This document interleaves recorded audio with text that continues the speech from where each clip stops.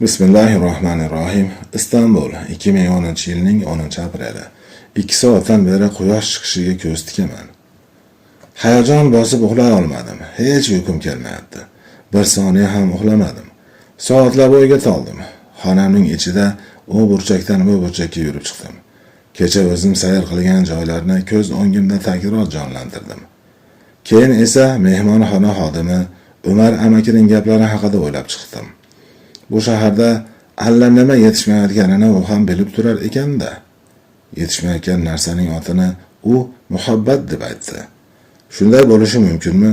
Men bilgan muhabbat u aytgandek topilishi qiyin bir narsa emas. Hatto odam qidirib yuradigan narsa ham emas. Men katta bo'lgan yurtlarda muhabbat bir qiz va bir yigit biri-biriga yaqin bo'lsa, o'rtada paydo bo'ladigan oddiy bir narsa. Bu yerda qanday qilib bu narsa yo'qolib qolibdi ekan? Reyn daryosining sohilida aylanib yurib, qo'ltiqlashib yurgan yigit qizlarga ko'zim tushar edi. Muhabbat degani mana shu emasmi? Yo'qolgan bo'lsa, demak, qidirilayotgani ham bo'lsa kerak. Shu paytgacha hech kimning muhabbatni izlab yurganini ko'rmadim-ku. Yana nima dedi? Shaydoiylik bilan mamlakatlar qo'lga kiritiladi. Qal'alar taslim qilinadi. Hatto asrlar ham sulton bo'la oladi. Bu yerlarda muhabbat deganda boshqa narsani aytisharmikan yoki bu yer men umuman ko'rmagan narsalar bilan to'la makonmi? Odamlarning shundaygina qo'lidan tutib qiymatini oshiradigan bu narsani inson qanday qilib yo'qotib qo'yishi mumkin axir? Ha mayli. Mana soat ham 7:30 bo'libdi. Devorda osig'liq soat ishlamas ekan. Necha soatdan beri nuqul shu soatga qarayman. Qachon qarasam 6:20 ni ko'rsatib turgan bo'ladi. Asta-sekin otlanib tursam ham bo'lar ekan. Vaqtliroq chiqsam, ko'proq aylanishga ulguraman. Ko'proq yerni ko'rib qolaman. Balki haliga yo'qolib qolgan shaydoiylikni ham topib qolarman bu yerda. Tez-tez yurib zinadan tushib keta boshladim. Nogoh ko'zim to'planib turgan odamlarga tushdi. 5-6 kishi yumaloq stol atrofida o'tirdilar. Qo'llarida choy, qarshilarida bir necha kitob bor. Suhbat qurmoqdalar. Ularga razm solib qaradim va oralarida o'zim nuqul karvonsaroy egasiga o'xshatadigan Umar amaki ham borligini ko'rdim. Ular bir-birlariga jilmayib qo'yar, keyin ro'paralaridagi kitoblardan allanimalarni o'qib, shu mavzuda gaplashayotgandek ko'rinar edilar. Ular mendan 5-6 qadam narida edilar. Ularni bezovta qilmay deb sekingina tovushsiz yo'llaridan o'tib ketmoqchi bo'ldim. Lekin meni ko'rib qoldilar. Ahmad deb chaqirib qoldi ortimdan Umar amaki. Orqamga o'girildim va ko'rishgandek bo'lib boshimni egib qo'ydim. Keling biz bilan bir piyola choy iching o'g'lim, hali vaqti-ku, boradigan joylaringiz hali veri ochilmaydi dedi. Ha to'g'ri aytayotgan edi. Hali hech qayeri ochilmagan bo'lsa kerak. Men esa shunchaki Istanbulda aylanib yurmoqchi edim xolos. Xayolga surib aylanib yurish o'zimga juda yoqayotgan edi. Yosh katta odamning gapini qaytara olmadim. Balki shu bahonada kecha-kechqurun menga gapirgan gaplaridan keyin paydo bo'lgan savollarni ham berib olarman unga. Mayli dedim Umar amakiga. Bitta stulni surib oralariga suqildim. O'ng tarafimda o'tirgan odam mendan 5-6 yosh katta bir kishi edi. Chap tarafimda sochiga yakkam-dukkam oq oralagan bir odam o'tirar edi. Stol atrofidagi hamma asta salomlashgan bo'ldi, o'tirishim bilan. Kimdir boshini sekingina egib salomlashdi. Kimdir ko'zlarini bir soniyaga yumib ochdi. Boshqasi esa menga nazokat bilan tabassum qildi. Darrov oldimga bir piyola choy qo'yildi. Novvot solib, choyimni aralashtirib, tovush chiqarmaslikka harakat qildim.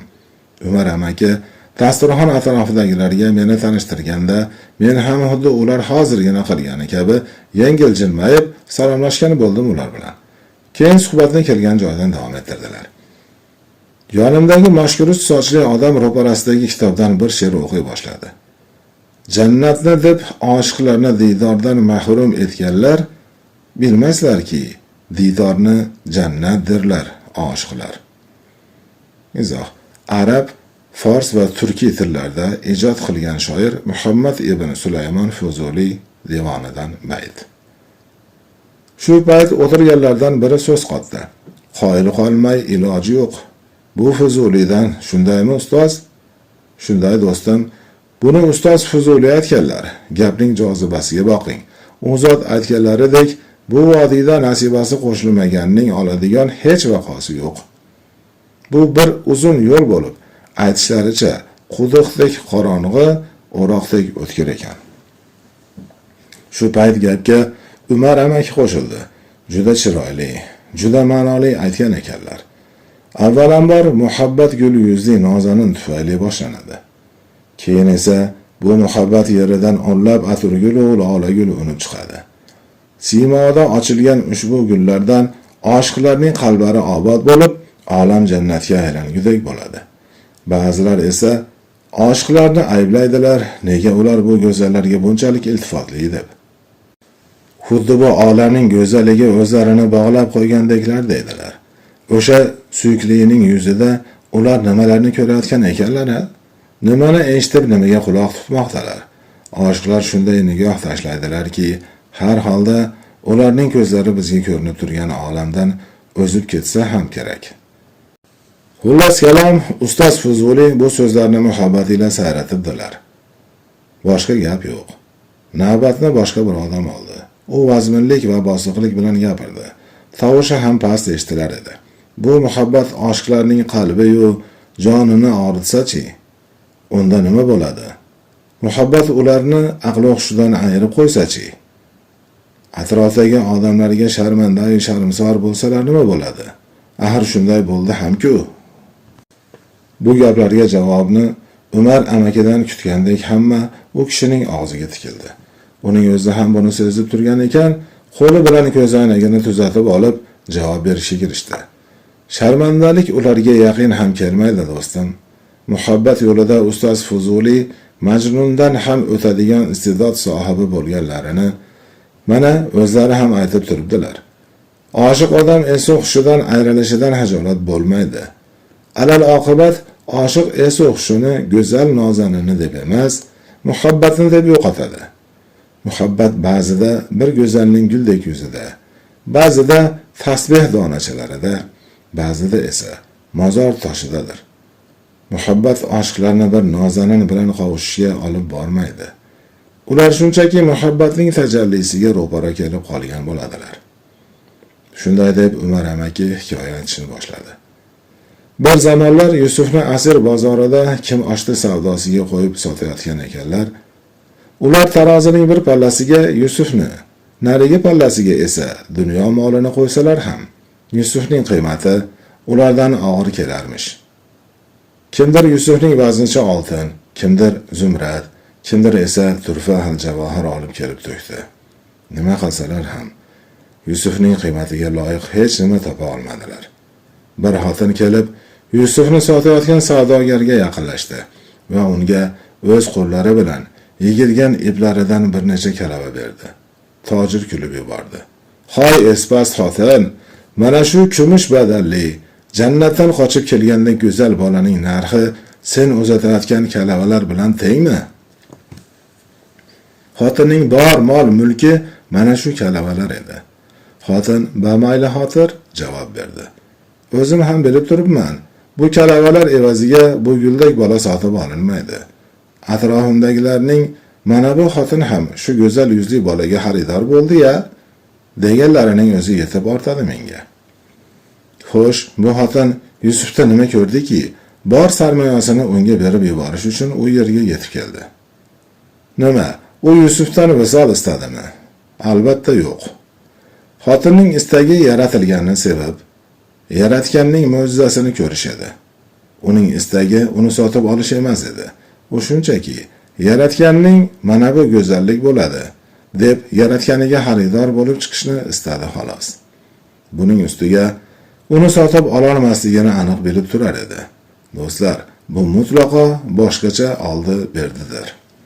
Bu oldi-berdida eng muhim jihat sarmoyasizlikdir. Muhabbatning sarmoyasizlikdir. Bu suhbat darhaqiqat jonimga ora kirdi. Bunday suhbatlarga kelasi gallar ham kelib qo'shilishimga yo'q demasalar kerak har holda. Bunday suhbatlarni eshitib o'tirishdan bahridilim ochilib, yayrab ketar edim. Umar amaki, bugungi shunisi yetarli do'stlarim dedi. Hammaning o'z ishi bor. Ertaga ertalabdan yana davom etsak bo'ladi. Yana bir she'r o'qib muhokama qilamiz ertaga. Endi men ham ketsam bo'ladi. Bu suhbat juda foydali bo'ldi. Yaxshigina hayajonga tushgan edim. Dasturxon atrofidagilar bilan xayrlashib o'rnimdan turdim. Keyin esa hajolatpazlik bilan agar yo'q demasangiz, ertangi suhbatga meni ham qo'shilar edim dedim. Barchalari jilmayib rozilik bildirdilar. Albatta Ahmad yo'q demaymiz. Boshimiz osmonga yetadi. Ertaga ertalab o'zim sizni chaqiraman dedi Umar amaki. Ruxsat so'rab o'rnimdan turdim. Keta turib tushundimki, bu mehmonxona xuddi menbop edi. Ortimga o'girilib, mehmonxonaga yana bir qarab qo'ydim. Yodimda qolgan narsalarni yana bir xayolimdan o'tkazdim.